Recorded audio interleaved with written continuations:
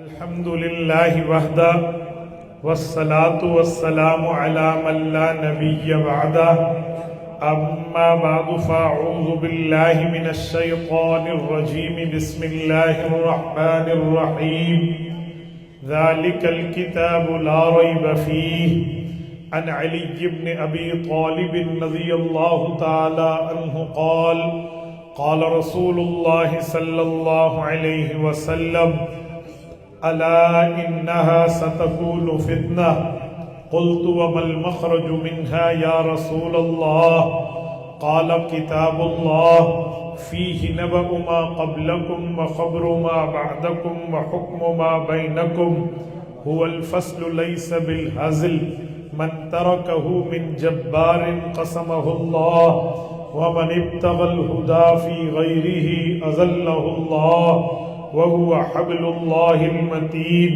وهو الذكر الحكيم وهو الصراط المستقيم هو الذي لا تزيغ به الأهواء ولا تلتبس به الألسنة ولا يشبع منه العلماء ولا يخلق عن كثرة الرد ولا ينقضي عجائبه هو الذي إذ سمعته الجن حتى قالوا إنا سمعنا قرآنا عجبا يهدي إلى الرشد فآمنا به من قال به صدق ومن عمل به أجر ومن حكم به عدل ومن دعا إليه هدي إلى صراط مستقيم رواه الإمام الهمام الترمذي في جامعه صدق الله العظيم وبلغنا رسوله النبي الأمي الكريم ونحن على ذلك لمن الشاهدين والشاكرين والحمد لله رب العالمین۔ یا الہی آج تو صدیق سا ایمان دے، یا الہی آج تو صدیق سا ایمان دے، آنکھ دے اور اسوہ فاروق کی پہچان دے، کر مبرہ عیب سے اور عفت عثمان دے، کر مبرہ عیب سے اور عفت عثمان دے، فقر دے کرار کا اور حیدری اوسان دے۔ معزز دوستو، آج 20 فروری 2025 بروز جمعرات ہے اور میں یہاں دارالعلوم عثمانیہ مسرور ضلع سیالکوٹ میں آپ کی خدمت کے اندر موجود ہوں۔ ہمارے میزبان مکرم، مخدوم مکرم حضرت مولانا قاری صالح محمد عثمانی دامت برکاتہم العالیہ کی دعوت پر خلوص پر میں حاضر ہوں۔ میری دعا ہے رب کریم حضرت قاری صاحب کی زندگی میں، علم میں، اولاد میں، صحت میں، ارادوں اور اداروں میں ترقیات عطا فرمائے۔ میری حضرت سے تعلق کو آج تقریباً کو 1 دہائی سے زائد عرصہ ہو رہا ہے، 10-12 سال سے ہمارا تعلق ہے۔ اللہ تعالیٰ اس تعلق کو برقرار رکھے، خالصتاً علمی، مذہبی، دینی، مسل کی تعلق ہے۔ میں یہاں مسرور نہیں، پورے پاکستان میں گھومتا ہوں، لیکن منہ پہ تعریف کی بات نہیں ہے، میرا رب جانتا ہے۔ مولانا صالح عثمانی کے پاس جب ہم آتے ہیں تو ہمیں اکابر کی محبت میں ملتی ہے، تعلیم اور تدریس کی بات میں ملتی ہے، تصوف اور خانقاہ کی بات میں ملتی ہے، اسی طرح سیاست اسلامیہ کی بات بھی ملتی ہے۔ مجھے کبھی حضرت نے نہیں فرمایا کہ آپ نے اس عنوان کو بیان کرنا ہے، اس کو نہیں کرنا، بلکہ پورا دین ہمارا عنوان ہے، پورا مذہب ہمارا عنوان ہے۔ جس چیز کو حضرت مجھے اجازت کی بات نہیں ہوتی، کہتے ہیں جس کو بہتر سمجھتے ہو آپ بیان کر لیں۔ ایسی اسٹیجز پاکستان میں بہت کم ہیں۔ میں اپنوں کو بھی جانتا ہوں، اپنوں میں چھپے ہوئوں کو بھی جانتا ہوں، باہر والوں کو بھی جانتا ہوں، ایسی بات نہیں ہے۔ رب کریم ان کو جزائے خیر عطا فرمائے۔ میرے دوستو، میں نے عظمت قرآن کریم کے حوالے سے آپ کی خدمت میں چند معروضات رکھنی ہیں۔ دیکھیں، ابھی حضرت اعلان فرما رہے تھے کہ یہ ہمارا مرکز ہے دارالعلوم عثمانیہ اور اس کی 7 شاخیں ہیں۔ 2-3 شاخوں کو تو میں براہ راست دیکھ چکا ہوں، حضرت کی زیر سرپرستی مختلف مدارس کے پروگرام میں مجھے جانا ہوا۔ رب کریم ان کی اس تمام محنت کو قبول فرمائے۔ دیکھیں، ہم عظمت قرآن کریم کے لیے جب پروگرام کرتے ہیں دستار بندی کا تو ہمارے اوپر ایک سوال ہوتا ہے، لبرل قسم کے لوگ کچھ سوال کرتے ہیں، میں وہ سوال آپ کی خدمت میں رکھتا ہوں تاکہ آپ کو جواب دے پاؤں۔ میں نے اپنے بی اے کے بعد جب LLB کا کورس کیا، جیسے وکالت کے کورس کہتے ہیں، تو بہت سے وکیل اور ایڈوکیٹ میرے دوست ہیں، ہمارے کولیگ ہیں، بیٹی بہن بھائی ہیں، تو ان سے گفتگو چلتی رہتی ہے۔ ایک دن ہم ایک بار میں تھے تو وہاں پر ایک وکیل صاحب نے مجھ سے سوال کیا، مجھے کہا کہ آپ عالم بھی ہیں، مفتی بھی ہیں اور ہمارے وکیل بھائی بھی ہیں، لیکن ایک بات آپ سے کرتا ہوں، ذرا مائنڈ نہ کرنا، مجھے ایک بات کا جواب سمجھا دیں۔ مجھے پتا تھا اس کا مزاج کیا ہے اور وہ کس چینل سے بول رہا ہے۔ نام تو عالم کا لے رہا، دراصل اس کا دماغ دینداری والا نہیں تھا۔ میں نے کہا جی سوال فرمائیے، سوال آپ کا حق ہے، جواب ہمارا حق ہے۔ کہتے میرا سوال ہے کہ آپ علماء کہتے ہیں کہ اللہ نے قرآن کی حفاظت کرنے کی ذمہ داری لے لی ہے۔ میں نے کہا جی ہاں، ہم یہ بات کہتے ہیں کہ اللہ تعالیٰ نے قرآن کی حفاظت کی ذمہ داری اپنے لیے رکھ لی ہے اور اللہ خود حفاظت کرتے ہیں۔ کہتے ہیں بات مانتے ہیں؟ میں نے کہا جی ہم مانتے ہیں۔ کہتے ہیں اگر بات یہی ہے تو پھر میرا سوال ہے، پھر مدرسے کیوں بناتے ہو؟ پھر مکاتب کیوں قائم کرتے ہو؟ پھر حافظ کی کلاس اور اس کے اوپر حفظ کرنے کے بچے کیوں بٹھاتے ہو؟ کیا ضرورت ہے آپ کو یہ کلاس میں حفظ نہیں کرانا چاہیے؟ کیوں؟ قرآن کی حفاظت اللہ کرے گا۔ اللہ نے ہمیں یہ تھوڑی کہا ہے کہ تم حافظ بناؤ، عالم بناؤ، مدرسے بناؤ۔ کہنے لگا مولوی صاحب اگر آپ محسوس نہ کریں تو میرا دل کہتا ہے کہ مدرسے نہیں ہیں، پیٹرول پمپ ہیں، رزق کے اڈے بنائے ہوئے ہیں تم لوگوں نے، اس وجہ سے تم نے نام قرآن کا لیا ہے، تمہیں مدرسے نہیں بنانے چاہیے۔ میں نے بڑی تسلی سے سوال سنا اور اپنے وکیل بھائی سے کہا کہ میرے بھائی اللہ تعالیٰ آپ کو جزائے خیر عطا فرمائے، مجھے ایک بات بتائیں۔ کہتے جی پوچھیں۔ میں نے کہا میرا سوال یہ ہے کہ کیا اللہ تعالیٰ نے یہ جو ذمہ داری لی ہے قرآن کی حفاظت کی، یہ صرف ایک ہی ذمہ داری اللہ کی ہے یا اس کے علاوہ بھی کچھ ایسی چیزیں ہیں جن کی ذمہ داری اللہ کی ہے؟ کہتے ہیں اللہ کی تو بہت زیادہ ذمہ داریاں ہیں۔ اللہ تعالیٰ زندگی دیتے ہیں، موت دیتے ہیں، حفاظت کرتے ہیں، ہماری ہر طرح کے دشمن سے بچاتے ہیں۔ اللہ پاک جل شانہ نے قیامت دینی ہے، جنت خدا کے قبضے میں، دوزخ خدا کے قبضے میں، ہر بندے کی تقدیر اللہ نے لکھی ہے، ہر بندے کو رزق اللہ دیتا ہے۔ جب اس نے یوں ذمہ داریاں گنوائیں، رزق پہ پہنچا تو میں نے روک دیا۔ میں نے کہا میرے بھائی ایک منٹ آپ یہاں رک جائیں، کیا رزق دینا اللہ کی طرف سے یہ ذمہ داری اللہ کی ہے؟ کہتے جی ہاں اللہ رزق دیتا ہے۔ میں نے کہا پھر میرا ایک سوال ہے، آپ تو باپ دادا سے کاروباری آدمی ہیں، بزنس مین ہیں، آپ تجارت کرتے ہیں، مارکیٹس میں آپ کی دکانیں ہیں، منڈیوں میں آپ کے سوداگر بیوپاری ٹھہرے ہوتے ہیں، اور آپ خود بھی ماشاءاللہ ایک قابل منجے ہوئے وکیل ہیں، قانون داد ہیں۔ آپ کیس کے لیے جب فیس چارج کرتے ہیں اپنے کلائنٹ سے تو آپ ان سے پیسے بھی لیتے ہیں؟ کہتے جی ہاں میں کرتا ہوں۔ میں نے کہا کیوں؟ کہتے بچوں کا رزق حلال کما رہا ہوں تو مولویوں کی طرح تو نہیں۔ میں نے کہا نہیں مجھے ایک سوال کا جواب دے، مولویوں والی بات بھی آ جائے گی، آپ یہ پیسے کیوں کماتے ہیں؟ جب حفاظت اللہ نے رزق کی کرنی ہے، اللہ نے دینا ہے ہمیں ہمارا رزق، پھر کماتے کیوں ہو؟ کہتے ہیں پھر کیا کروں، ہاتھ پہ ہاتھ رکھ کے بیٹھ جاؤں؟ میں نے کہا یہ میرا سوال نہیں ہے، میرا سوال ہے رزق کی محنت تم کیوں کرتے ہو جب اللہ کی ذمہ داری ہے؟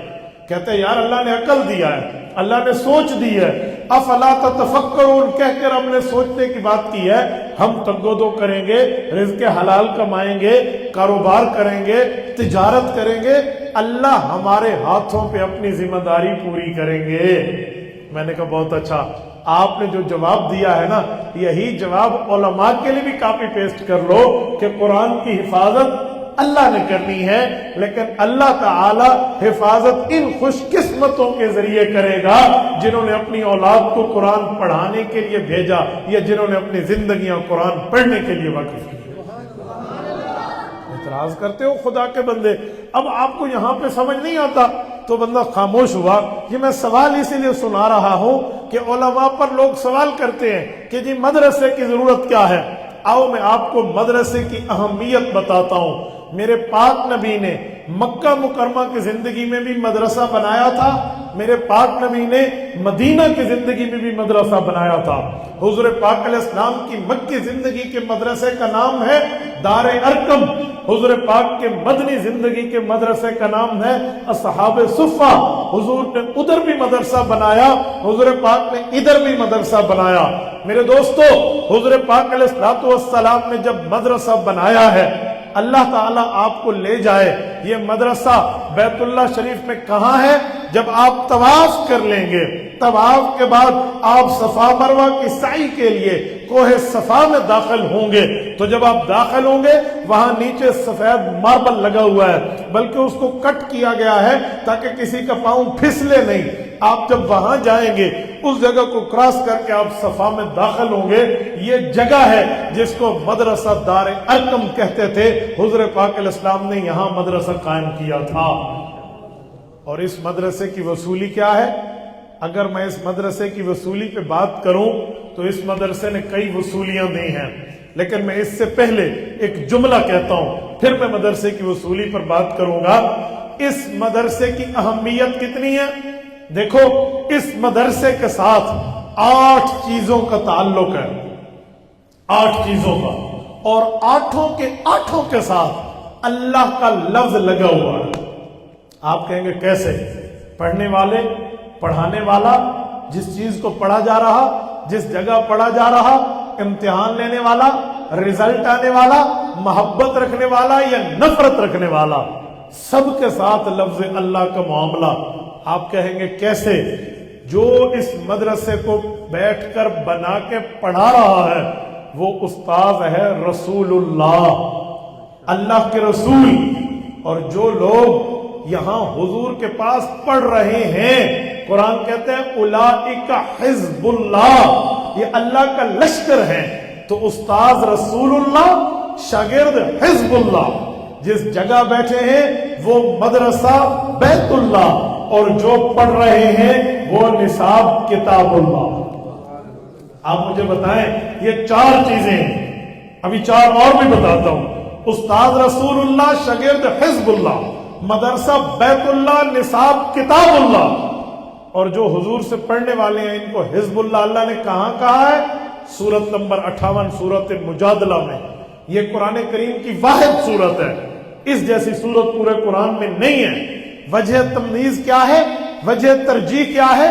وجہ امتیاز کیا ہے؟ کیوں ایسا نہیں ہے؟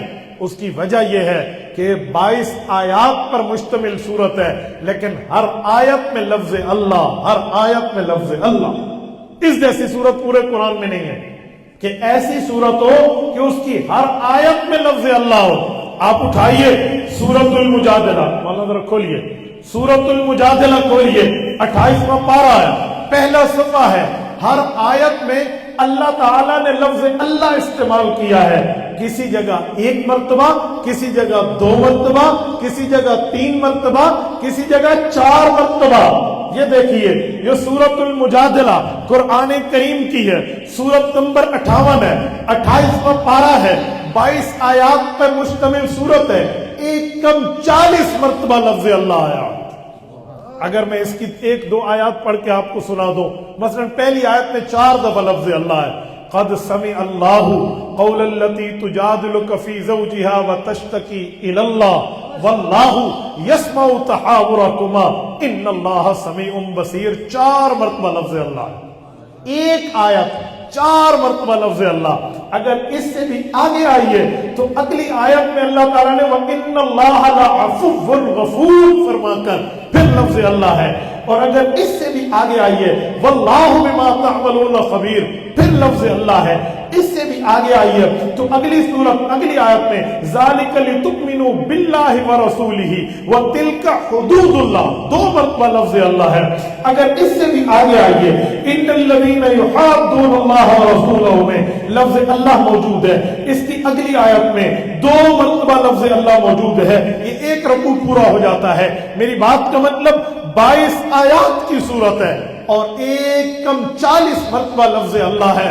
حضور کے مدرسے میں پڑھنے والوں کو اپنا اپنا لشکر آخری آیت میں فرمایا اولئک حزب اللہ، یہ اللہ کا لشکر ہے، الا ان حزب اللہ هم المفلحون، اور یاد رکھیں اللہ کا لشکر ہمیشہ کامیاب ہے۔ اس سورت میں اللہ نے حضور سے پڑھنے والوں کو فرمایا یہ میری آرمی ہے، میری فورس ہے، میری فوج ہے، میرا لشکر ہے، اولئک حزب اللہ۔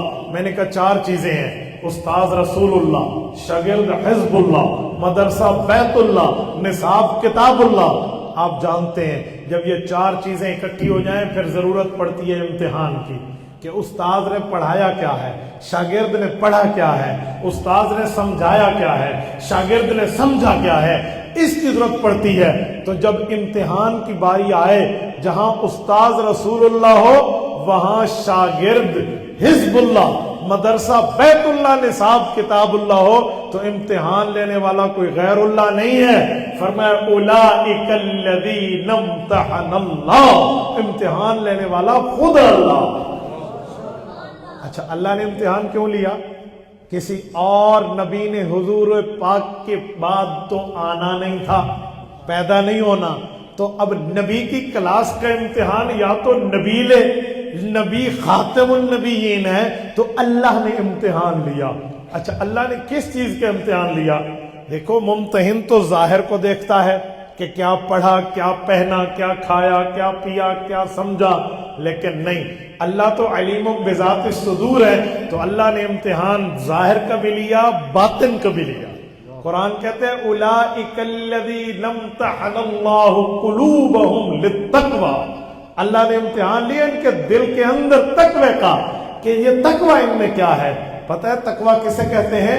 تقوی کہتے ہیں کہ بندہ جھاڑیوں والے راستے سے گزرے اور اپنے کپڑوں کو جہنم سے، اپنے کپڑوں کو کانٹے سے بچا لے، اسی طرح دنیا میں گزرے تو دنیا میں گزرتے ہوئے اللہ کی نافرمانی سے بچا لے، اسے تقوی کہتے ہیں۔ تو اللہ نے ان کے دل کا تقوی کا امتحان لیا۔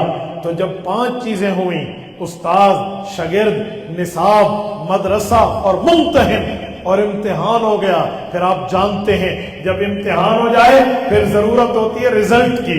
دیکھیں اب آپ کے سامنے ابھی یہ کتنے حضرت کتنے طلبہ ہیں؟ اللہ اکبر جی، 15 بچوں کے رزلٹ کارڈ ہیں، یہ 15 بچوں کے رزلٹ کارڈ ہیں، وہاں لکھا ہوا ہے کہ ان نے کتنا پڑھا، کیسے پڑھا، جو پاس ہوئے ان کا رزلٹ کارڈ ہے، یہ 15 بچوں کے امتحان کا نتیجہ ہے۔ تو پھر اللہ نے جب امتحان لیا اس کا نتیجہ کیا آیا؟ تو سنیں، ایمان تازہ ہوگا، جہاں استاذ رسول اللہ، شاگرد حزب اللہ، مدرسہ بیت اللہ، نصاب کتاب اللہ، امتحان لینے والا خود اللہ، تو نتیجہ آیا رضی اللہ۔ یہ وہ نتیجہ ہے رضی اللہ جو آج ہر صحابی کے نام کا حصہ ہے۔ نتیجہ ہوا رضی اللہ، تو نام ہر صحابی کا پورا نہیں ہوتا جب تک رضی اللہ عنہ نہ کہا جائے۔ آج بھی کسی صحابی کا نام لے تو پہلے رضی اللہ عنہ ساتھ کہنا پڑتا ہے، ورنہ نام پورا نہیں ہوتا۔ ابو بکر رضی اللہ عنہ، عمر رضی اللہ عنہ، عثمان رضی اللہ عنہ، علی حیدر رضی اللہ عنہ، اس طرح ایک ایک کا نام میں رضی اللہ۔ تو یہ 6ٹھی چیز تھی جو اس کے ساتھ لفظ اللہ ملا۔ 7ویں چیز، اب جو ان کو مانے گا، ان کی محبت رکھے گا، ان کے ساتھ اتباع کا معاملہ رکھے گا، وہ کون ہے؟ تو قرآن کہتا ہے وَالَّذِينَ اتَّبَعُوهُمْ بِإِحْسَانٍ رَضِيَ اللَّهُ، فرمایا جو ان سے محبت رکھے گا اللہ ان سے بھی راضی۔ اور پھر سنو، جو ان سے نفرت رکھے، جن کا ان کے ساتھ نفرت کا معاملہ ہو اور ان کے ساتھ محبت نہ ہو، تبرع اور تولا کا معاملہ ہو، اور وہ شخص نبی پاک علیہ السلام کی، صحابہ کی محبت سے خالی ہو، ایسے کا کردار کیا ہے؟ تو قرآن کریم نے اس کا بھی حکم متعین کیا اور اس کا بھی اسٹیٹس بتایا، اس کا بھی معاملہ بتایا۔ قرآن کریم کہتا ہے سنو، فرمایا کزرع اخرج شطأہ فآزرہ فاستغلظ فاستوى علی سوقہ، جس طرح ایک کسان ہوتا ہے وہ ایک درخت उगाने के लिए पहले बीज बोता है, फिर बीज कोपल निकालती है, फिर कोपल जो है ना एक छोटी सी चीज बनती बनती मजबूत होती है, फिर वो एक तना बनता है, फिर दरख्त अपनी ताकत पे खड़ा हो जाता है।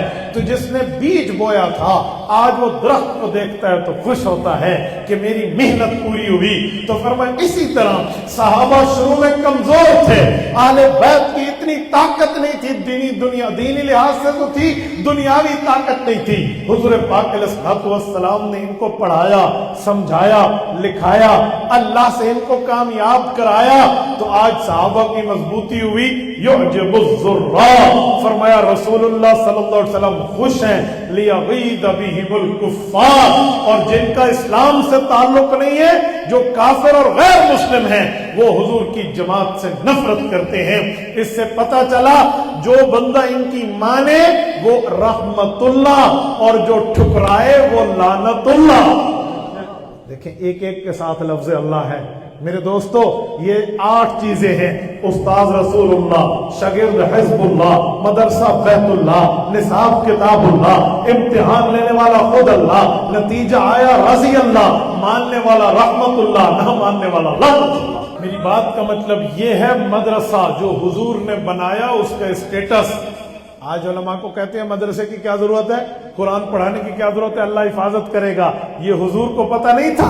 हुजूर पाक अलैहिस्सलाम ने क्यों मकतब कायम किया, क्यों पढ़ाना कायम किया, किस वजह से सहाबा कराम की तरबियत की और खुद मुरब्बी उम्मत बने, उसकी वजह अल्लाह के कलाम को अगली नस्लों तक पहुंचाना है। मेरे दोस्तों मैं कह रहा था इस मदरसे की वसूली क्या है। आओ मैं मदरसा दार अरकम की वसूली भी बताता हूं और असहाब सुफ़ा मदरसे की वसूली भी बताता हूं। दार अरकम मदरसा जो हुजूर ने बैतुल्लाह में कायम किया, हजरत अरकम के घर में, जिसे दार अरकम कहते हैं, जिसे ज़ैद इब्न अरकम ने अपनी आंखों से उस मदरसे को फलता फूलता देखा था। हुजूर पाक के इस मदरसे की बरकत देखें, वसूली देखें। कई बंदे जो मुसलमान हुए हैं, सहाबी बने हैं, वो इसी मदरसे का फैज है। नबी पाक अलैहिस्सलाम जब दीन की दावत देते, अबू बकर सिद्दीक मुतकल्लिम बनके हुजूर की तर्जुमानी करते, तो इसी मदरसे का फैज है। अबू बकर सिद्दीक की अम्मा हजरत सलमा उम्मुल खैर रज़ियल्लाहु अन्हा मुसलमान हुई हैं, इसी मदरसे का फैज है। हजरत अम्मार रज़ियल्लाहु अन्हु सहाबी बने हैं, इसी मदरसे का फैज है। उनके वालिद हजरत यासिर अबुल अम्बस मुसलमान हुए हैं, इसी मदरसे का फैज है। हजरत अम्मार की अम्मा मुसलमान हुई है, हजरत सुमैया, इसी मदरसे का फैज है। हजरत बिलाल सहाबी बने हैं, इसी मदरसे का फैज है। हजरत जुबैरा सहाबी बनी है, इसी मदरसे का फैज है। अब्दुल्लाह इब्न खब्बाब इब्न अरब और हजरत खब्बाब इब्न अरब रज़ियल्लाहु अन्हु मुसलमान हुए हैं, इसी मदरसे का फैज है। अबू फकीहा रज़ियल्लाहु अन्हु मुसलमान हुए हैं, इसी मदरसे का फैज है। हजरत आमिर बिन शुरहबील रज़ियल्लाहु अन्हु मुसलमान हुए, आमिर बिन फुहैरा मुसलमान हुए, इसी मदरसे का फैज है। और इससे भी आगे आइए, जो सुनते रहते हैं कि तलवार लेकर आए थे हजरत उमर, सर लेने के लिए सर देकर गए हैं, वो इसी मदरसे का फैज है। इसी मदरसे में हजरत उमर मुसलमान हुए हैं, ये दार अरकम है।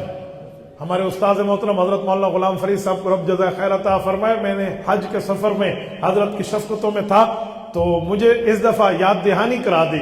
फरमाने लगे, जैसे हम कोहे सफा से दाखिल होने लगे ना तवाफ के बाद, फरमाने लगे मुफ्ती साहब एक बात बताओ। मैंने कहा जी फरमाइए हजरत। कहते हजरत उमर ईमान लाए थे। मैंने कहा जी हाँ, कहाँ? मैंने कहा दार अरकम में। कहा पता है दार अरकम कहाँ है? हम उस वक्त बिल्कुल हरम में ठहरे हैं। मैंने कहा हजरत मेरे जहन में नहीं है, मेरे जहन में वो नक्शा नहीं है कि दार अरकम कहाँ था। कहने लगे जिस जगह मैंने आपसे सवाल किया यही जगह दार अरकम है, इधर अल्लाह ने उमर को सहाबी बनाया है। ये इस मदरसे का फैज है। हुजूर पाक अलैहिस्सलाम यहाँ बैठकर सहाबा किराम को दीन की दावत और तबलीग समझाया करते थे। ये मदरसा असहाब सुफ़ा पे आई है। जब हुजूर ने हिजरत की, वहां की वसूलियां दंग रह जाता है अकल। मेरे दोस्तों, जब हुजूर ने हिजरत की है, कुरान कहता है इद अखरजहुल्लज़ीना, खरजा नहीं अखरजा, اذ اخرجہ الذین کفروا، کفار نے رسول اللہ پر ظلم تشدد کیے تو حضور پاک صلی اللہ علیہ وسلم نے ہجرت کی۔ جب پیغمبر نے ہجرت کی تو مجھے بتائیں، حضور نے بیت اللہ تو چھوڑ دیا، وہاں ضلع و علاقہ اس جگہ کو تو چھوڑ دیا، لیکن مدرسے اور دین کا کام نہیں چھوڑا۔ اسی پر تو ڈٹے تھے کہ ہجرت برداشت کرنی پڑی۔ حضور مدینہ آئے، مدینہ منورہ میں مسجد خریدی، اور مسجد کی زمین کن کی تھی؟ سہل اور سہیل، دو یتیم بچوں کی تھی۔ حضور پاک علیہ الصلوۃ والسلام کو ان کے چچا نے عرض کیا ہم اپنی زمین آپ کے نام پہ وقف کرتے ہیں۔ حضور نے فرمایا نہیں، یتیموں کا حق میں کھانے نہیں آیا۔ قرآن کہتے ہیں ان الذین یأکلون اموال الیتامی ظلما انما یأکلون فی بطونہم نارا وسیصلون سعیرا، جو بندہ یتیموں کا مال کھا جاتا ہے یہ جہنم میں داخل ہوگا، اور وسیصلون سعیرا، وہ بلیزنگ فائر ہے، بھڑکتی ہوئی جگہ ہے۔ فرمایا نہیں، ہم اس کا مال ادا کریں گے۔ اس کی قیمت کہاں ادا ہوئی؟ ابو بکر صدیق رضی اللہ عنہ کی جیب سے ادا ہوئی۔ ابو بکر کے مال کو حضور اپنا مال سمجھتے تھے، تبھی فرمایا ہم قیمت ادا کریں گے۔ مسجد نبوی خریدی گئی۔ جب مسجد نبوی خرید لی گئی تو نبی پاک صلی اللہ علیہ وسلم نے پھر مسجد نبوی کی تعمیر فرمائی۔ جو تعمیر فرمائی ہے اس تعمیر میں مسجد بھی بنی ہے، مدرسہ بھی۔ اللہ تعالیٰ آپ کو لے جائے مدینہ طیبہ، اللہ آپ کی برکت سے ہمیں لے جائے۔ جب آپ مدینہ شریف جائیں گے نا تو مدینہ شریف میں حضور پاک کے روضہ اقدس پہ اللہ ہم سب کو سلام کی توفیق عطا فرمائے۔ 4 کونے ہیں حضور کے روضے کے، ایک ہے چہرہ مبارک کی طرف، اسے کہتے ہیں مواجہ شریف، ایک ہے سر مبارک کی طرف، اسے کہتے ہیں طرف الراس، ایک ہے قدم مبارک کی طرف، اسے کہتے ہیں طرف القدمین، ایک ہے نبی پاک کی پشت مبارک کی طرف، اسے کہتے ہیں طرف الظہر، یہ نبی پاک کی کمر مبارک ہے۔ اب پشت مبارک کی طرف والی میں جگہ میں آئیے، اس جگہ آج بھی یہ جگہ کو چوکٹا لگا کر وہاں رکھا گیا ہے۔ یہ وہ مقدس جگہ ہے جہاں حضور نے مدرسہ اصحاب صفہ قائم کیا تھا۔ یہ مدینہ طیبہ کا مدرسہ ہے۔ اور میرے دوستو، یہ مدینہ طیبہ کا مدرسہ جب بن رہا تھا، سنیں اس مسجد کے بنتے وقت ایک بڑی عظیم بات ہوئی۔ وہ کیا ہے؟ حضرت ابن عباس راوی ہیں رضی اللہ عنہما، وہ فرماتے ہیں کہ ایک مرتبہ میں نے اپنے بیٹے علی کو اور اپنے غلام اکرمہ کو کہا کہ بیٹا آپ دونوں جاؤ اور اپنے چاچو ابو سعید خدری رضی اللہ عنہ نبی پاک کے صحابی کے پاس جاؤ اور اس سے خارجیوں کے متعلق حدیث سن کے آؤ۔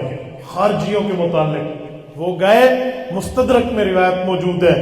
ابو سعید خدری نے بتایا کہ حضرت عمار رضی اللہ تعالیٰ عنہ کو حضور پاک نے فرمایا تھا عمار تمہیں باغی گروہ شہید کرے گا۔ حدیث کا لفظ ہے فی شان الخوارج۔ پتہ چلا جن لوگوں نے حضرت عمار کو شہید کیا وہ خارجی اور بے ایمان گروپ تھے۔ یہ حدیث بتاتی ہے کہ حضور پاک علیہ الصلوۃ والسلام کے صحابہ نے حضرت عمار کو شہید نہیں کیا۔ آج کوئی ظالم اس روایت کو اٹھا کے حضرت معاویہ یا سیدنا ابو الغادیہ رضی اللہ تعالیٰ عنہ پہ تبرہ کرتے ہیں، حالانکہ یہ حدیث ان کا بہترین جواب ہے۔ اس جگہ حضرت عمار 2 اینٹیں اٹھا کر مسجد نبوی کی تعمیر فرما رہے تھے تو نبی پاک علیہ السلام نے اس زمانے کی بات ان کو فرمائی تھی کہ عمار وہ وقت بھی یاد کرو جب کافر تیرے اوپر ظلم کرتے تھے، تو کافروں کو جنت کی طرف بلاتا تھا اور وہ تمہیں دوزخ اور کفر و شرک کی طرف بلاتے تھے۔ آج اللہ نے تم سے دین کا کام لیا، یہ مسجد نبوی بنی، پھر مدرسہ اصحاب صفہ بنا، حضور پاک نے مدرسہ قائم فرمایا، اور جب مدرسہ بن گیا نبی پاک صلی اللہ علیہ وآلہ وسلم نے یہاں پر پڑھایا، اور جو شخص یہاں پڑھنے آتا اس کے قیام و طعام کی ذمہ داری آقا انعامدار صلی اللہ علیہ وسلم خود برداشت کرتے۔ اس مدرسے کی کئی وصولیاں ہیں، میں صرف ایک کی بات کرنے لگا ہوں۔ آپ حدیث پاک اٹھائیے، کوئی کتاب اٹھائیے، شاید اس کا کوئی صفحہ ایسا ہو جس پہ حضرت ابو ہریرہ کا نام لکھا ہوا نہ ہو۔ عن ابی ہریرہ عن رسول اللہ صلی اللہ علیہ وسلم، عن ابی ہریرہ عن رسول اللہ صلی اللہ علیہ وسلم۔ حضرت ابو ہریرہ فرماتے ہیں اللہ کے رسول نے فرمایا، حضرت ابو ہریرہ بتاتے ہیں اللہ کے رسول نے یوں کیا۔ یہ الفاظ لکھے ہوئے ہیں، اس سے پتہ چلا حضرت ابو ہریرہ حضور پاک کی روایت کرنے میں ایک اہم درجہ رکھتے ہیں۔ یہ صحابی بھی نبی پاک کے اسی مدرسے کی وصولی ہے۔ حضرت ابو ہریرہ جب ایمان لائے تھے پتہ ہے کہاں سے چلے؟ یمن سے۔ یہ یمنی ہے، یمن کا اس زمانے میں ضلع تھا ابہا، جو آج کل سعودیہ کا ضلع ہے، سعودیہ کا حصہ ہے، اس زمانے میں یمن میں تھا۔ حضرت ابو ہریرہ رضی اللہ عنہ ابہا کے رہنے والے ہیں۔ بہت خوبصورت جگہ ہے، آپ کو مری کے پہاڑ بھول جائیں جو آپ ابہا کی ٹھنڈک دیکھیں اور وہاں کا بہترین ماجبین دل نشین حسین ویدر اور موسم کو آپ انجوائے کریں۔ حضرت ابو ہریرہ وہاں کے رہنے والے ہیں۔ جب حضور کے پاس آئے، صحیح بخاری میں ہے، ایک شعر کہا تھا کہ میں نے راتوں کو بھی سفر کیا، میں نے دن کو بھی سفر کیا، میں نے پانی اور خشکی میں سفر کیا کہ حضور تک پہنچوں۔ کفر کی رات بڑی لمبی تھی تو فرماتے تھے میں نے اس رات کو خطاب کر کے کہا تھا یا لیلۃ من طولھا وعنائھا الا انھا من دارۃ الکفر حجتی، اے رات تو جتنی لمبی ہوتی ہے ہو جا، لیکن صبح ہوگی تو میں مدنی کریم کے قدموں میں موجود ہوں گا۔ یہ حضرت ابو ہریرہ رضی اللہ عنہ اپنے لیے ارشاد فرماتے تھے۔ پھر اس مدرسے میں تشریف لائے۔ سنن نبی داؤد کھولیے، حدیث کی کتاب۔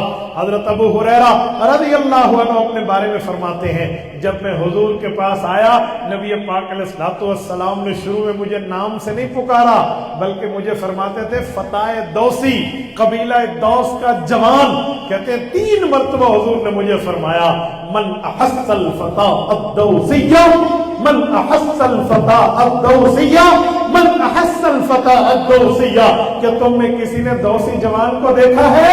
یہ الفاظ رسالت مآب کے حضرت ابو ہریرہ کو اتنے پسند تھے، 3 بار دہراتے تھے۔ کہتے ہیں میرے نبی نے مجھے یوں کہا ہے، میرے نبی نے مجھے یوں، اپنے شاگردوں کو بتاتے۔ امام ابو داؤد سلیمان ابن اشعث السجستانی رحمہ اللہ نے لکھا قال 3 مرات، ابو ہریرہ جب بھی کہتے تو 3 مرتبہ کہتے، میں نے انہی کی اتباع میں 3 مرتبہ جملہ دہرایا ہے۔ میرے دوستو، یہ ابو ہریرہ رضی اللہ عنہ اسی مدرسے کی وصولی ہیں۔ تو پتہ چلا علماء کرام جو مدرسہ بناتے ہیں، علماء کرام جو دین کی تعلیم گاہ بناتے ہیں، علماء کرام جو دین سمجھنے سمجھانے کے لیے ایک جگہ پرووائڈ کرتے ہیں، وہاں پہ اپنی زندگیاں لگاتے ہیں، یہ رزق کے انڈے کی بات نہیں ہے، اسے پیٹرول پمپ کا تانا دینا غلط ہے، یہ رسول اللہ کے سینے کی تڑپ اور جذبہ ہے جو اللہ علماء کے ذریعے پوری کرا رہا ہے۔ اس کو اعتراض نہیں کیا جا سکتا، متہم نہیں کیا جا سکتا، اس پر الزام نہیں دیا جا سکتا، یوں نہیں کہا جا سکتا کہ لوگ رزق کے لیے بیٹھے ہیں۔ نہیں، علماء کرام رزق کماتے ہیں، رزق کے لیے چلتے ہیں، لیکن اس کو وہ اللہ کی رضا کا ذریعہ بناتے ہیں۔ ایسا نہیں ہے میرے دوستو، حضرت مولانا آپ کے سامنے بیٹھے ہیں، 37 سال انہوں نے زندگی گزاری ہے اور اپنی حلال کمائی کی بنیاد پر۔ اس کا مطلب یہ نہیں ہے کہ آپ کسی عالم کو یہ کہہ دو کہ تیرا کوئی ذاتی کاروبار کی بات نہیں ہے۔ میرے دوستو یاد رکھیں، یہ دین کے علوم پڑھائیں گے اپنی اولاد کو تو اللہ آپ کی اولاد کو بھی تب تک ان لوگوں کے ذہنوں میں اور ان کی تعلیم میں زندہ رکھیں گے جب تک اللہ کا قرآن زندہ رہے گا، نبی کا فرمان زندہ رہے گا۔ آج ہم بڑے بڑے محدثین کا نام لیتے ہیں، ان 14 صدیوں میں نام لے رہے ہیں، فلاں محدث، فلاں بزرگ، فلاں فقی، فلاں ولی اللہ۔ اس نام کو جو لیتے ہیں تو ان کے نام کیوں زندہ ہیں؟ بعض اوقات ولی اللہ کا نام پتہ ہوتا ہے، اس کے امی اور ابا کا تو پتہ ہی نہیں ہوتا، اس کے چاچو اور ماموں کا تو پتہ ہی نہیں ہوتا۔ میں آپ سے پوچھوں امام ابو حنیفہ کتنے بھائی تھے؟ آپ پورے مجمع میں ایک بندہ مجھے نہیں بتائے گا۔ جب اتنا ہی نہیں پتا، امام شافعی کے کتنے چاچو تھے؟ ایک بندہ نہیں بولے گا۔ امام مالک و امام احمد کے کتنے بندے بھائی تھے؟ کوئی نہیں بتائے گا۔ حضرت محبوب سبحانی ذل رحمانی شیخ عبد القادر جیلانی نور اللہ مرکزہ کے کتنے بھائی تھے؟ کوئی نہیں بولے گا۔ ان کا نام زندہ ہے، کیوں؟ یہ وہ اللہ والے ہیں جنہوں نے اپنی زندگی قرآن پہ لگائی ہے۔ جب تک قرآن رہے گا تب تک قرآن والے رہیں گے۔ اس مدرسے کے قیام کا مطلب یہ ہوتا ہے، مدارس کے پڑھنے پڑھانے کا مطلب یہ ہوتا ہے۔ میرے دوستو، میں سلام پیش کرتا ہوں ان 15 خوش نصیب بچوں کے والدین جنہوں نے اپنی اولاد کو اللہ کے قرآن کے لیے لگایا، اپنی اولاد کو نبوت کے فرمان کے لیے رکھا۔ اور سنے میں جملہ سمجھانے کے طور پہ کہنے لگا ہوں، یہ کوئی صرف سرٹیفکیٹ کی بات نہیں ہے، یہ صرف ایک سرٹیفکیٹ کی بات نہیں ہے، یہ ان کے ماں باپ کے سر پہ قیامت کا تاج سلطانی ہے۔ ایسا نہیں ہے، آپ یوں نہ کہیں کراؤن آف ساورنٹی، یہ اس تاج سلطانی ہے جو بڑے بڑے بادشاہوں کے سر پہ نہیں ہوگا، اور حافظ قرآن کے ماں باپ کے سر پہ اللہ پہنائے گا۔ میرے دوستو، میں ایک جملہ سمجھاتا ہوں، صرف رزق کے پیچھے نہ لگو، رزاق کو بھی دیکھو۔ آج میں آپ کے سامنے بیٹھا ہوں، اتنی عزت اور احترام سے آپ نے یہاں بلایا۔ میں اپنی بات کروں، میری ماں نے مجھے کشیدہ کاری کر کے، سوئی کے ساتھ میری امی کشیدہ کاری کرتی تھی، ہمیں اس نے پڑھایا۔ میرے والد صاحب شیخ الحدیث، شیخ القرآن، بہت بڑی شخصیت، ان کی دعاؤں کی وجہ سے ہم پڑھے، اور میں نے یہ اپنی ابا جی سے طے کیا تھا کہ میں انشاءاللہ آپ کی توجہ دعا کے مطابق کوئی نوکری نہیں کروں گا، جو رزق اللہ دے گا گھر بیٹھے دے گا، لیکن اپنی زندگی دین پہ خرچ کروں گا، ہر چوک اور ہر چوراہے پہ اللہ رسول کی بات بتاؤں گا۔ یہ وعدہ ہوا۔ جس وقت میری یونیورسٹی کی تعلیم کلیئر ہوئی اور میں ایک پوزیشن ہولڈر بنا اور مجھے ایک میڈل ملا، اس وقت تو پھر میری جاب کی باتیں شروع ہو گئی۔ حضرت میرا اللہ جانتا ہے، آج بھی وہ بندے زندہ ہیں۔ پاکستان سے باہر ایک ملک کی بات کرتا ہوں، وہ وہاں سے میری ایک جاب کی آفر لے کر آئے۔ اس زمانے میں، آج سے تقریباً 18-19 سال پہلے کی بات کر رہا ہوں، 3 لاکھ روپے تنخواہ تھی پر منتھ، آنے جانے کا ریٹرن ٹکٹ سال کے بعد فری تھا، اگر فیملی ہو تو ان کے لیے کوارٹر فری ہے، میڈیکل فری ہے، پتہ نہیں کیا کیا فری ہے، آپ چلو۔ لیکن میں نے اپنی امی ابا سے جو وعدہ کیا تھا، میری ماں میرے عالم بننے کے آخری سال سے 1 سال پہلے فوت ہو گئے، لیکن میں نے وعدہ مجھے یاد تھا۔ میرے ابا نے میرے پیچھے جمعہ 2 دفعہ صرف جمعہ پڑھا تھا۔ میرے والد دنیا سے رخصت ہو گئے، اب اماں ابا سر پہ نہ ہوں، سب سے آخری نمبر 12ویں نمبر کے ماں باپ کی اولاد ہو، ماں باپ بھی اس کے سر پہ نہ ہو، تو کیا کہیں گے فیملی والے؟ شابش، چھیتی چھیتی جا تو پیسے کمانے میں، تو سارے خوش ہو جاتے ہیں۔ شیطانوں نے ہمیں بھی یہ بات پہ مجبور کیا، لیکن مجھے اپنی اماں ابا سے کیا ہوا وعدہ یاد تھا۔ میں نے کہا نہیں، میں اس مسجد میں رہوں گا، مدرسے میں رہوں گا، یہاں بیٹھوں گا، پڑھاؤں گا، میں باہر ملک پیسے کمانے نہیں جاتا، میں دین کے لیے جاؤں گا تو جاؤں گا، یہ کاموں کے لیے۔ انہوں نے کہا یہ بھی تو حلال کمائی ہے۔ میں نے کہا میرے بھائی کو لے جاؤ، میں عالم بنا اسی لیے نہیں ہوں کہ میں دفتروں میں بیٹھ کے افسروں کی ٹیسیاں کرتا پھروں، میں نے خودداری کی زندگی گزارنی اور دین کے لیے کرنا ہے۔ پتہ ہے میری فیملی مجھ سے ناراض ہو گئی، میرے خاندان کے لوگوں نے مجھ سے منہ پھیر لیا، میری بہنوں کے گھر آ کے عورتیں تانا دیتی تھی کہ بھرا کو سمجھا، آئے رزق کو لت ماری ود ہے، یہ آئے ہوئے رزق کو اس نے لات مار دی ہے، بھوکا مرے گا، بھکاری بنے گا، بھیک مانگے گا، ایک ایک جگہ ہاتھ پھیلائے گا، جائے کچھ کما کے آ جائے۔ سب نے مجھے کہا، لیکن میں نے اپنی اماں ابا سے وعدہ کیا تھا، وہ اللہ کی وجہ سے میں نے چھوڑا۔ آج وہ دن ہے اور پھر وہ دن بھی تھا۔ آج اللہ نے دین کے لیے جو عزتیں دی ہیں، شاید میں وہاں جاتا تو اس ملک تک محدود رہتا۔ آج اس وقت دنیا کے 3 بر اعظم آپ کا بھائی دین کی دعوت پہ گھوم چکا ہے، دین کی دعوت پر گھوما ہوں۔ کیا یورپ اور کیا افریقہ اور کیا ایشیا کی بات آپ کرتے ہیں، الحمدللہ رب نے دین کے لیے گھمایا۔ آج ہمارے وہی دوست آتے ہیں نا باہر ملک والے، کبھی عید پہ چھٹی آئیں یا کبھی آئیں تو مجھے آ کے کہتے ہیں مفتی صاحب ایک سیلفی۔ اجی کیوں؟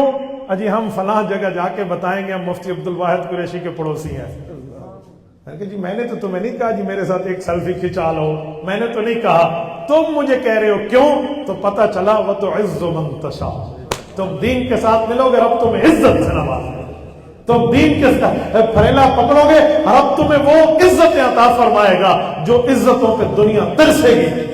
اس کی وجہ کسی کا چہرہ نہیں ہوتا، اس کی وجہ کسی کی قومیت نہیں ہوتی، اس کی وجہ اللہ کا کلام ہوتا ہے، نبی کا فرمان ہوتا ہے۔ میرے دوستو یہ باتیں تب ہیں جب اللہ کے کلام کے ساتھ آپ لگائیں۔ آپ اپنی اولاد کو قرآن پڑھائیں، یقین مانے میں ایک جملہ کہتا ہوں، سنو، میں کالج یونیورسٹی کا مخالف نہیں ہوں، آپ پڑھیں پڑھائیں، دنیا کی ضرورت ہے. کالج یونیورسٹی پڑھیں گے تو کوئی انجینئر بنے گا, آٹو کیڈ کا ماہر بنے گا, ڈاکٹر بنے گا, مریضوں کا علاج کرے گا, وکیل بنے گا, قانونی پوائنٹ سالو کرے گا, جج بنے گا, ڈیسیجن آف دا لا دے گا, چیمبر میں بیٹھے گا. اسی طرح بیوروکریٹ اور جرنیل بنیں گے, ہمارے ملک کا نظام سنبھالیں گے, اس کی حفاظت کریں گے. وہاں ہماری ضرورت ہے. لیکن جب یہ ہماری ضرورت ہے تو وہاں پر قبر بھی ہماری ضرورت ہے, آخرت بھی ہماری ضرورت ہے. یہ علماء آپ کی دنیا بھی بہتر کریں گے, ہماری آخرت بھی بہتر کریں گے. اور اگر کوئی فوت ہو گیا تو کسی وائس چانسلر کو کال نہیں جائے گی کہ جی ڈبل میتھ اسٹیٹ پڑھوا دو, فزکس پڑھوا دو, پرنسپل صاحب کیمسٹری پڑھوا دو, آؤ ہیڈ ماسٹر صاحب بیالوجی پڑھوا دو. سب کہیں گے حضرت قاری صالح صاحب بچوں کو کہو سورۃ یاسین پڑھ لیں, بچوں کو کہو اللہ کا قرآن پڑھ لیں ہماری اماں ابا کے لیے. جب مانتے ہو کہ اس کلام کا اثر قبر تک جاتا ہے, آخرت تک جاتا ہے, تو پھر کیوں اپنی اولاد کو قرآن نہیں پڑھاتے؟ پڑھائیں گے نہیں پڑھائیں گے؟ اور ایک جملہ اور بھی کہتا ہوں, کوئی سمجھتا ہے مولوی بن گیا معاشرے کے اوپر بوجھ ہوگا. جی نہیں, معاشرہ اس کے قدموں میں بیٹھے گا. ابھی حضرت مولانا صالح عثمانی صاحب فرما رہے تھے نا, قائد جمعیت, امام انقلاب, قائد ملت اسلامیہ حضرت مولانا فضل الرحمان کے لیے ہم نے تو آنکھوں سے دیکھا ہے, اپوزیشن والے اٹھتے ہیں تو حکومت والے آ کے بیٹھ جاتے ہیں, وہ اٹھتے ہیں تو دوسرے آ کے بیٹھ جاتے ہیں. اجی مولوی جی سانو کسے ٹھکانے لاؤ, اجی اے نہیں کرو. آپ نے تو کہا تھا مولوی 12واں کھلاڑی ہے, آپ نے تو کہا تھا یہ یوں ہے فلاں ہے, اب سارے انہوں پیو مان کے بیٹھے. وجہ اس کی وجہ یہ ہے کہ اللہ نے اسے دنیا کے علوم بھی دیے ہیں, دین کے علوم کو بھی وارث بنایا. میں اس دن ایک جگہ پریس کانفرنس میں تھا تو ایک صحافی نے علماء کو چھیڑنے کے لیے لفظ کہا, مجھے بڑا عجیب لگا. میرا پوری بات تو چھوڑیں, میں ایک جملہ اس کا بتاتا ہوں. وہ مولانا کی بات پر یوں منہ چڑھا کے کہنے لگا, مولوی حکومت چلا لے گا اگر اسے حکومت ملی. تو پھر میں نے اس کو اس کی سوچ کے مطابق جواب دیا. میں نے کہا اگر چرسی اور شرابی کے حوالے ملک کر دیا گیا, وہ چلا سکتا ہے, تو اللہ کے قرآن کا وارث اور نبی کے فرمان کا وارث اس سے بڑھ کے چلا سکتا ہے. یہ تو نہ سمجھ مولوی نہیں چلا سکتا. ہمیں 5 سال صوبہ سرحد میں مجلس عمل کے دور میں گورنمنٹ ملی. یقین مانیے آپ اکرم خان درانی کا وہ ٹنور اٹھا کے دیکھیں, ہم نے اس مدرسے اسکول کی میٹرک تک کی تعلیم کو مفت کر دیا تھا. ہمارے دور میں کتنے ہسپتال بنے ہیں صوبہ سرحد میں, ہمارے دور میں کتنی یونیورسٹیوں کا اپ گریڈ کیا گیا ہے, ہمارے دور میں کتنے معاملات اور ایسی چیزیں, آپ حیران ہو جائیں. یہ سارا معاملہ علماء کے سر پہ ہے. علماء کرام اس وقت حکومت پہ تھے. وہ وقت اس وقت کل ملا کے 90 ارب کا صوبہ مقروض تھا. علماء نے چھوڑا اور دنیا داروں کو تم نے صوبے پہ مسلط کیا. آج میرا صوبہ 2600 ارب کا مقروض ہے. کرپشن تو انہی میں, اعتراض علماء پہ, ابجیکشن علماء پہ, زور لگا کے بھی مولوی کے خلاف 1 روپے کا کرپشن کوئی نہیں ثابت کر سکا. 1 روپے کا. تو میں تبھی کہہ رہا ہوں, عالم بن گیا آپ کا بیٹا, دنیا بھی سنبھالے گا اور دین بھی سنبھالے گا. علماء اس جگہ ٹھہرتے ہیں مصلی امامت پہ, ان کے آگے بھی کوئی نہیں ہوتا, ان کے برابر بھی کوئی نہیں ہوتا. یہ ہے عالم, آگے تو آگے, برابر بھی کوئی نہیں ہے. آپ کا بچہ حافظ عالم بنے گا, دنیا کی امامت بھی کرے گا, قوم کی امامت بھی کرے گا انشاءاللہ. کریں گے یا نہیں کریں گے؟ جتنے ساتھی بیٹھے ہیں کریں گے انشاءاللہ. اللہ پاک ان کا پڑھنا مبارک فرمائے, اللہ جل شانہ اساتذہ کا پڑھانا مبارک فرمائے, رب کریم بچوں کی تعلیم کو مبارک فرمائے, اللہ جل شانہ کرم فضل احسان امتنان کا معاملہ فرمائے. جزاکم اللہ تعالی وآخر دعوانا الحمد للہ رب العالمین.